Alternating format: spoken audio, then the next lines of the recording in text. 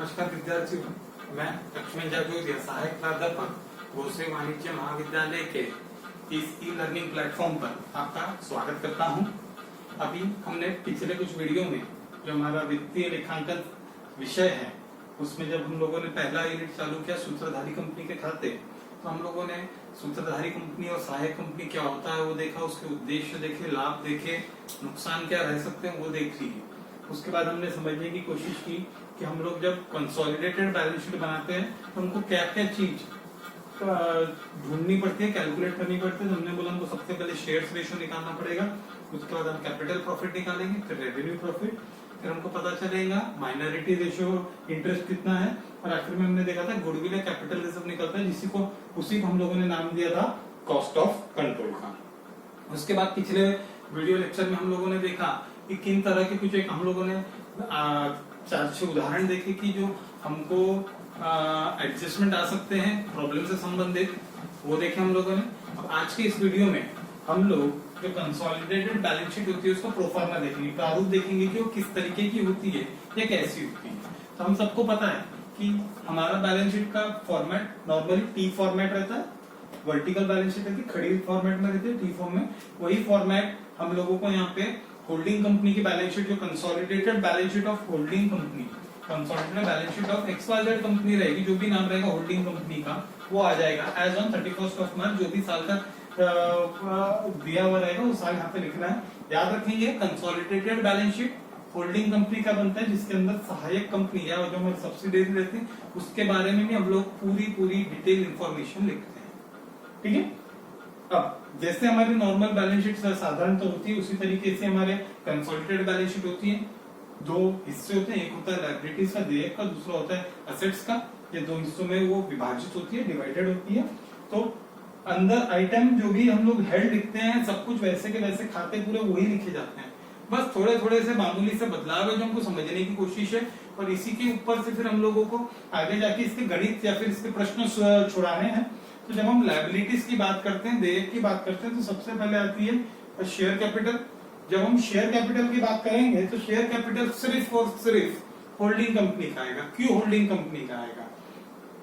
क्योंकि जो हमारी सूत्रधारी कंपनी के साथ में जो हमारी सहायक कंपनी होती है उसका ऑलरेडी हम हिस्सा बाकी जगह पकड़ चुके रहते हैं, उसको ऑलरेडी हमारे इसके अंदर हम मिला चुके रहते हैं। इसीलिए सिर्फ यहाँ पे होल्डिंग कंपनी का ही शेयर कैपिटल आएगा। उसी तरीके से जनरल रिजर्व भी होल्डिंग कंपनी का ही आएगा और प्रॉफिट एंड लॉस अकाउंट भी होल्डिंग कंपनी का ही आएगा। वो सब्सिडियरी कंपनी का या सहायक कंपनी का नहीं आता है। ठीक है। जब हम बात करते हैं जनरल रिजर्व की, तो आपको याद होगा जो हम लोग जब ये कैलकुलेट कर रहे थे, पांचों चीजें जब निकाल रहे थे, तो हम लोगों ने पहले शेयर रेशियो निकाला था, जिस हिसाब से होल्डिंग कंपनी ने शेयर्स परचेस किए सब्सिडियरी को, उस हिसाब से हम लोगों ने उसको डिवाइड किया। उसके बाद जब हम कैपिटल प्रॉफिट निकालते हैं तो हम लोगों ने उसमें 3 चीज ली थी सब्सिडियरी कंपनी की। पहली ली थी चालू वर्ष का मुनाफा, दूसरा लिया था पिछले वर्ष का मुनाफा, और तीसरी चीज हमने ली थी जो जनरल रिजर्व वगैरह वो सब लिए थे। जब ये तीनों चीज वहीं पे ले ली गई है और वहीं से यहाँ पे हम लोग बैलेंस शीट के अंदर लेके आने वाले हैं, तो फिर उसको अलग से लेने की यहाँ पे जरूरत नहीं होती है, इसीलिए हम लोग उसको यहाँ पे नहीं लेते हैं। हम लोग सिर्फ और सिर्फ जनरल रिजर्व जो रहेगा वो सिर्फ होल्डिंग कंपनी का ही लेंगे। यहाँ पे इतना हमको ख्याल रखना है कि शेयर कैपिटल और जनरल रिजर्व होल्डिंग कंपनी का ले लिया, बराबर हो गया। ये हमको बैलेंस जो हमारा बैलेंस शीट रहती है, क्वेश्चन में दी भी रहती है दोनों कंपनी के अलग अलग, उसके अंदर में बराबर से अलग अलग लिखी भी रहेगी। उसमें से हमको सिर्फ होल्डिंग कंपनी का ही शेयर कैपिटल और होल्डिंग कंपनी का ही कैपिटल रिजर्व लेना है। तीसरी चीज पे बात करते हैं हम लोग P&L अकाउंट की। जब हम P&L अकाउंट की बात करते हैं तो प्रॉफिट एंड लॉस अकाउंट का जो बैलेंस है वो भी हम होल्डिंग कंपनी का ही लेंगे। क्यों होल्डिंग कंपनी का ही लेंगे? अभी हम लोगों ने चर्चा की थी, जब हम लोग कैपिटल प्रॉफिट ले रहे थे या रेवेन्यू प्रॉफिट ले रहे थे, तब हम लोग पहले ही अपनी जो सब्सिडियरी कंपनी है, सहायक कंपनी है, उसका यहाँ पे प्रॉफिट ले चुके हैं, P&L अकाउंट का बैलेंस ले चुके हैं, चाहे वो चालू वर्ष का हो या पिछले वर्ष का। जब वहां पे हम लोग पहले ही हमारा लाभ ले चुके हैं ये दोनों जगह, तो यहाँ पे अलग से उसको वापिस से लेने की जरूरत नहीं पड़ती है। इसीलिए P&L अकाउंट में किसका लेंगे? सिर्फ होल्डिंग कंपनी का लेंगे। उसमें रेवेन्यू प्रॉफिट में जो भी शेयर आता है, ये यहाँ पे हम लोग जो रेवेन्यू प्रॉफिट निकालते हैं उसका जो भी हिस्सा आता है वह हिस्सा किसको मिलेगा? P&L अकाउंट को मिलेगा, क्योंकि वो कब रेवेन्यू प्रॉफिट हम लोगों ने क्या बोला था?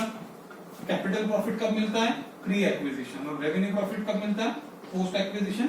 तो जो सब्सिडियरी कंपनी का प्रॉफिट है वो पोस्ट, रेवेन्यू प्रॉफिट जो होता है वो पोस्ट एक्विजिशन होता है, और वो पोस्ट एक्विजिशन प्रॉफिट ही हम लोग यहाँ पे क्या करते हैं? ऐड कर देते हैं, क्योंकि उसका भी प्रॉफिट हमारा पार्ट होता है उस चालू वित्तीय वर्ष का।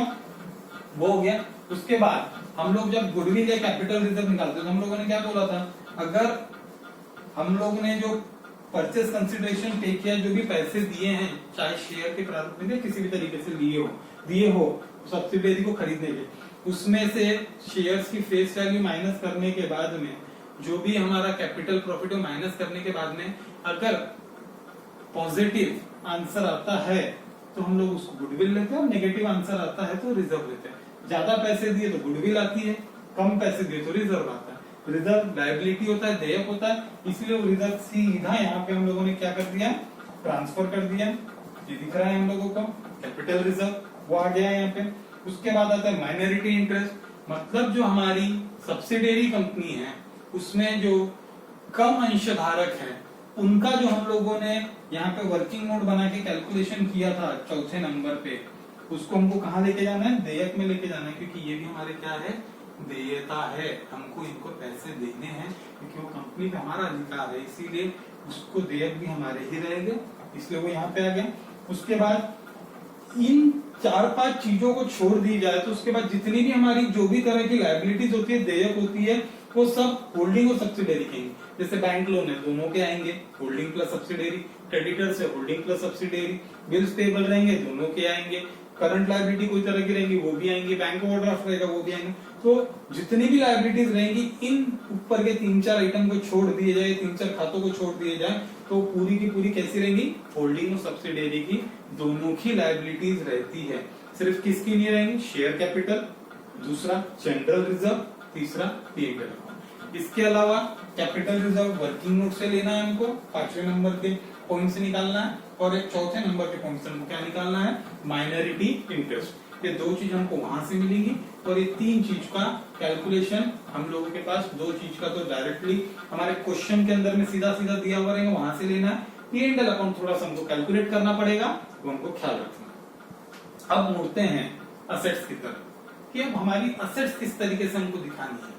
तो जब हम असेट्स की बात करते हैं तो जितनी भी असेट्स होती हैं, चाहे वो फिक्स असेट्स रहे, करंट असेट्स रहे, वो पूरी की पूरी होल्डिंग की भी लेना है और सब्सिडियरी की भी लेना है। दोनों की एक साथ ही जोड़ना है।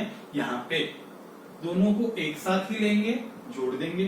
फिक्स असेट है, प्रीमाइसेस हो गया, लैंड एंड बिल्डिंग हो गया, और उसके बाद फर्नीचर हो गया, फिक्सचर हो गया, कोई व्हीकल हो गया आप लोगों का, तो होल्डिंग का भी है और सब्सिडियरी का भी है। सपोज करते हैं मोटर वैन है, होल्डिंग के पास में 1 लाख की है, सब्सिडियरी के पास में 70,000 की है, दोनों का जोड़ के लिख दीजिए 1,70,000।